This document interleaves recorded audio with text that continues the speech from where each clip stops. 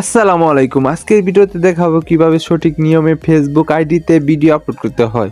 Facebook page একটা, Facebook ID একটা, দুইখানে video upload করার নিয়ম ভিন্ন ভিন্ন। তো আজকের ভিডিওতে দেখাবো কিভাবে ফেসবুক আইডিতে ভিডিও আপলোড করতে হয়, তাও আবার থাম্বনেল সহকারে।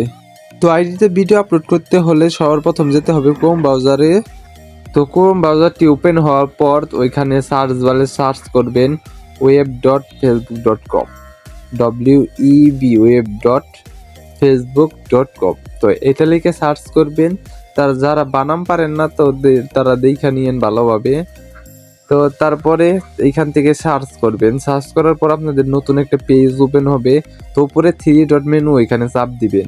তো তারপরে নিচের দিকে দেখবেন ডেস্কটপ সাইট অফ করা, এটা অন করে নেবেন। তো ডেস্কটপ সাইট অন করলে এরকম একটা পেজ যাবে। তারপর ভিডিও আপলোড করার জন্য ভিডিও এন্ড ফটোস ওইখানে চাপ দিতে হবে। তারপরে নতুন একটা পেজ ওপেন হবে। তারপরে এইখানে অ্যাড ফটো অ্যান্ড ভিডিও এখানে ক্লিক করবেন। তারপরে আপনাদের সামনে আপনাদের গ্যালারি ওপেন হবে। তারপরে ব্রাউজার অপশনে চাপ দিবেন। ব্রাউজার অপশন থেকে আপনাদের ভিডিওটা সিলেক্ট করে আনবেন, যে ভিডিওটা আপলোড করবেন। তো তারপরে ভিডিও অপশন এখানে চাপ দিবেন।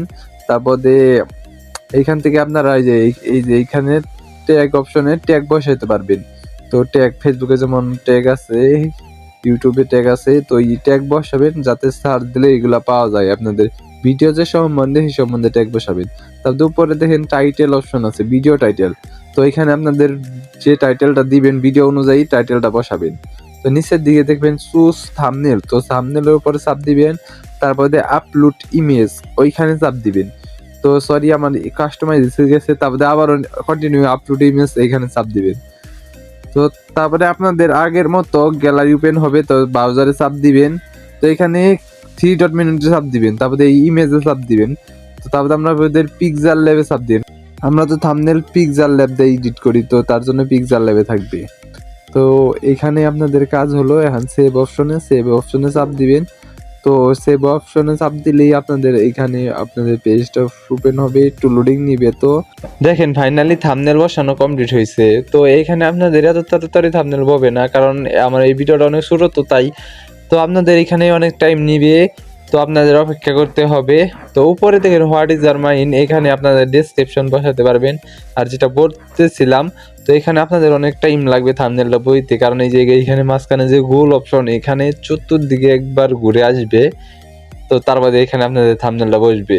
আপনাদের ভিডিও অন্তত 3 মিনিট 5 মিনিট হতে পারে, বুঝেন নাই? আপনার ভিডিওটা একবারে ছোট দেখে সেকেন্ডে এই থাম্বনেলটা বসছে। আপনাদের নেট কালেকশন ভালো থাকলে তাড়াতাড়ি বসতেও পারে। তবে এইখানেই মানুষ চিন্তা করে যে থাম্বনেলটা বসে না, হয়তো বা ভিডিও আপলোড হইতাছে না। কিন্তু আপনাদের এইখান থেকে মিনিমাইজ করে অন্য কাজ করতে পারেন ফোনের।